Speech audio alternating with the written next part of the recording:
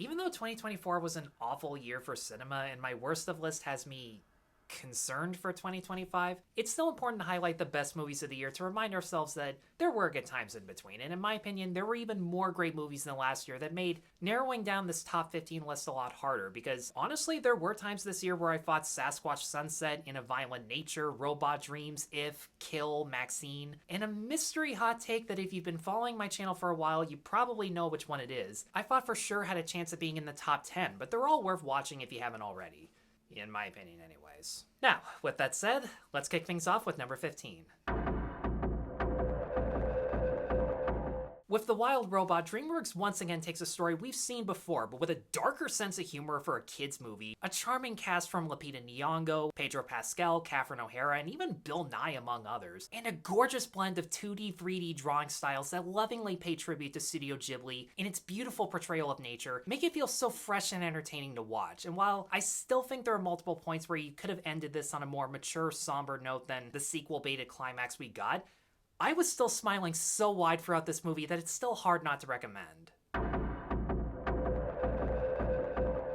Queen Rock Montreal gives you everything you want to see in a Queen concert. Their greatest hits, lesser known songs like Play the Game or Get Down Make Love that I had never heard of before until I saw this, and of course Freddie's electric stage presence while also highlighting the rest of the band's individual skills, Roger Taylor's millisecond drumming being one of them. The IMAX restoration was crystal clear, the sound design hit the right amount of concert to theatrical experience, and if nothing else made me want to tap my feet and sing along in the theater.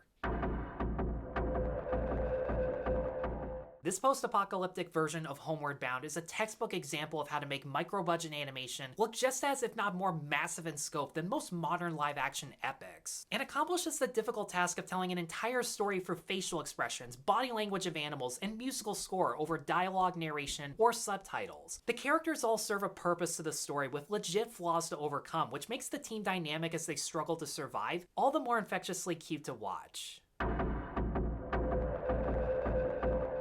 Kinds of Kindness has everything I hate about Yorgos Lanthimos: dry acting, blunt as hell dialogue, and bleak subject matter that spells out its message like we're fucking idiots. And yet this is hands down my favorite movie of his, with each segment centered on how and why people choose to let others rule over their lives. For once, the deadpan performances and batshit crazy line reads feel warranted. Emma Stone, Willem Dafoe, and especially Jesse Plemons all give prime examples of what deadpan acting should look like, where it's flat, but still emotional, and Lanthimos' direction creates this sense of isolation and dread that makes every twist and turn all the more unpredictable.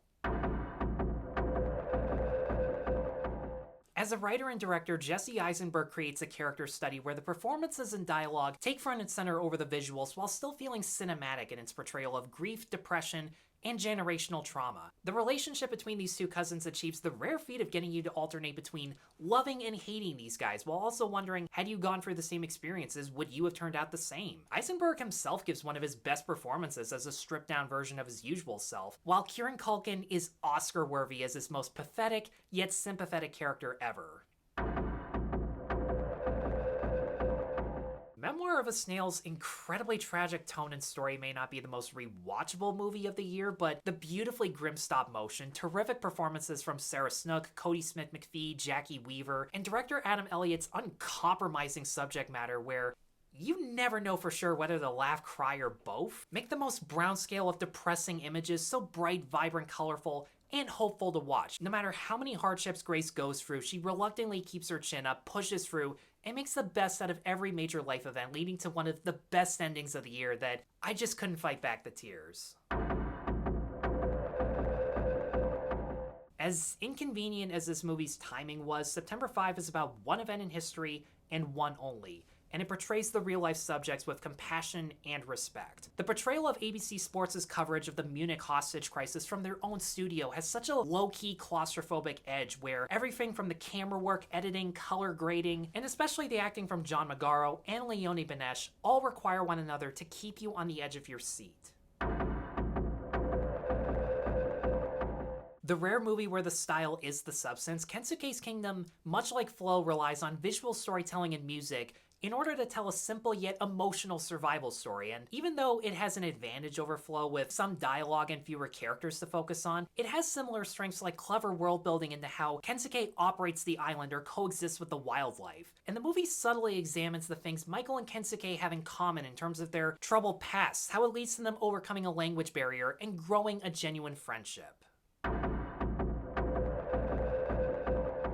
If David Lynch or David Cronenberg made a movie like Bound, you'd get Love Lies Bleeding. Not many crime thrillers have shootouts, beatdowns, and steroid-induced hallucinations that turn into body horror. And props to Rose Glass's creative visual style that seamlessly blends so many different genres. Kristen Stewart once again proves she can actually act, has great chemistry with Katie O'Brien, who is wildly entertaining as a more unconventional femme fatale, and Ed Harris with that disgusting Crypt Keeper skeleton of his makes for an intimidating villain.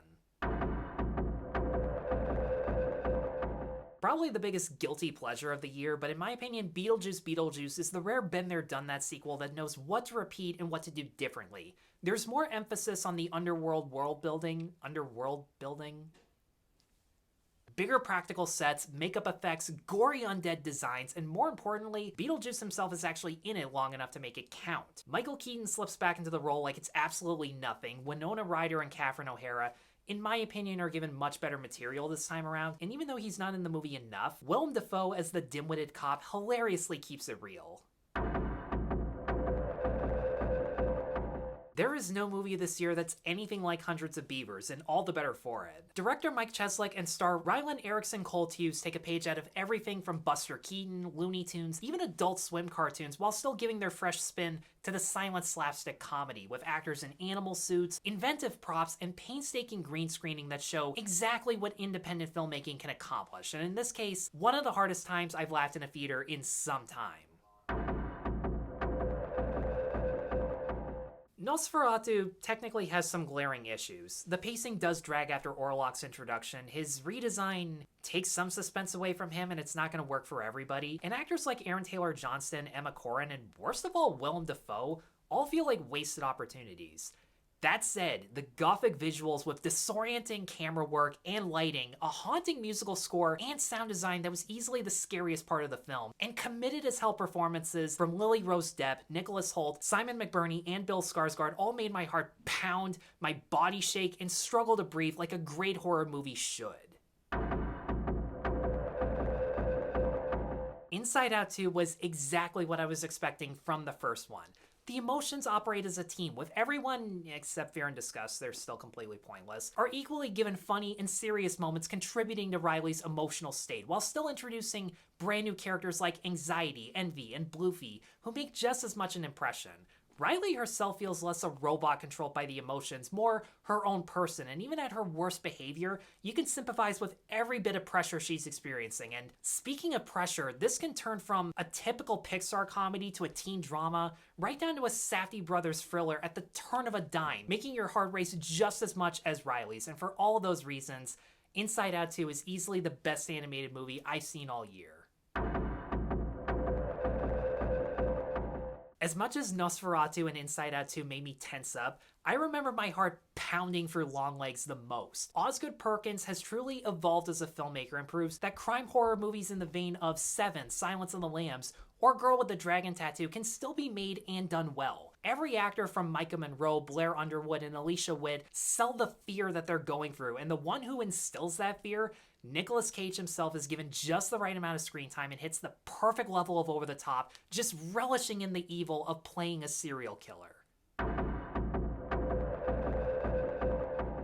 Dune Part 2 was the movie this year where all 3 times I saw it in theaters, it felt like an event. Everything from Denis Villeneuve's direction, Greg Fraser's massive, gorgeous cinematography, Hans Zimmer's epic score, the off-kilter sound design, the battle sequences, the sandworm rides, the performances from Timothée Chalamet, Rebecca Ferguson, Josh Brolin, Javier Bardem, Lea Seydoux, a chilling-as-hell Austin Butler, and the epic world-building that expands upon an already cool universe was just exciting as hell to see, and there are no other words that can describe how much of an adrenaline rush I got from watching this movie in the best possible way.